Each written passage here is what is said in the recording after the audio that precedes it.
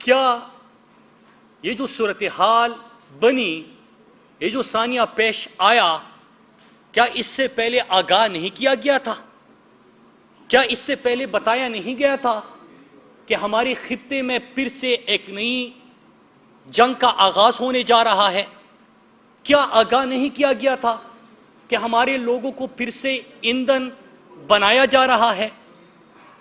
یہ بڑے افسوسناک اور دردناک سوالات ہیں جو کہ میں آپ کے سامنے آج سیکوینس آف ایونٹس رکھوں گا۔ ابھی اطلاعی ہم نے ان ایشوز کی بجائے بغاوت کے FIRs مقدمے اس کے اوپر فوکس کیا۔ بھی اطلاعی کے فواد چودھری صاحب جو کہ کوئی چیز بنتی نہیں تھی ان کے اوپر، جس طرح ان کے ساتھ رویہ جو سلوک روا رکھا گیا، ان کی اب ضمانت ہوئی ہے۔ تو میں ابھی آپ کے سامنے وہ کچھ سیکوینس آف ایونٹس آج رکھوں گا، کیونکہ ہمارا کام کیا ہے، ہم کیوں بتا رہے تھے، ہم کیوں آگاہ کر رہے تھے 8 مہینے سے؟ ہم اس لیے بتا رہے تھے کہ ایک ہوتا ہے لاشوں کے اوپر سیاست کرنا، ایک ہوتا ہے آگ لگے اس پہ تیل چھڑک کے اور بھڑکانا، اور ایک ہوتا ہے کہ لاش کیوں گرے اس کو روکنا، زندگیاں کیوں ضائع ہو اس کو روکنا، امن کیوں تباہ ہو اس کو روکنا، کیوں ہم پھر اپنے ملک کو اس طرف لے کے جائے اس کو روکنا۔ عمران خان سے سوال ہوا کہ کیا امریکہ کے انخلا کے بعد آپ امریکہ کو اڈے دیں گے؟ تو عمران خان کا جواب تھا ایبسولوٹلی ناٹ۔ یہ موجودہ امپورٹڈ وزیر اعظم نے کہا تھا، اور یہ فرزند زرداری نے، کہ کیا ضرورت تھی عمران خان کو ایبسولوٹلی ناٹ کہنے کی؟ بھائی آج پتہ چلا کہ ایبسولوٹلی ناٹ کہنے کی کیا ضرورت تھی، کہ جب آپ کسی کی جنگ میں جاتے 9/11 میں ایک پاکستانی بھی نہیں تھا، اس کے بعد آپ کو 2004 میں آپریشن کرنا پڑا، آپ کو 2006 میں آپریشن کرنا پڑا، 7 میں کرنا پڑا، 8 میں کرنا پڑا، 2013-14 میں ضرب عضب کرنا پڑا، پھر پورے پاکستان میں رد الفساد کرنا پڑا۔ 400 ڈرون حملے ہوئے تھے، آپ ان کے اتحادی بھی تھے، لیکن 400 ڈرون حملے ہوئے پاکستان میں۔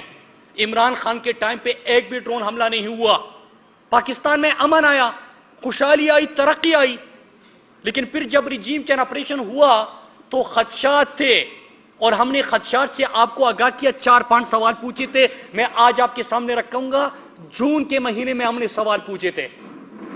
پہلا سوال یہ تھا کہ کیا افغانستان آپ نے کوئی ڈیلیگیشن بھیجا ہے، اور اگر بھیجا ہے تو اس میں کیا مینڈیٹ دے کے آپ نے ان کو بھیجا ہے؟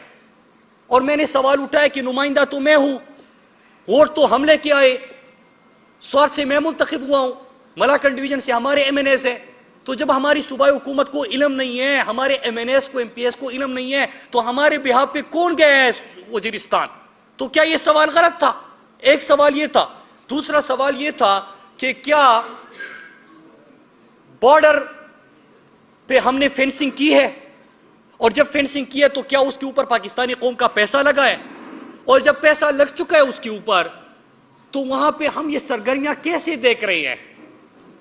ڈیفنس منسٹر سے ہم نے سوال کیوں، کیونکہ آپ کی ذمہ داری ہے، لیکن ڈیفنس منسٹر نے جواب میں جھکتے ماری، کوئی توجہ نہیں دی۔ پھر تیسرا جب ہم نے سوال کیا کہ بارڈر جب فینسنگ ہو چکی ہے تو یہ لوگ کیسے آ رہے ہیں، یہ سرگرمیاں کیسے نظر آ رہی ہے؟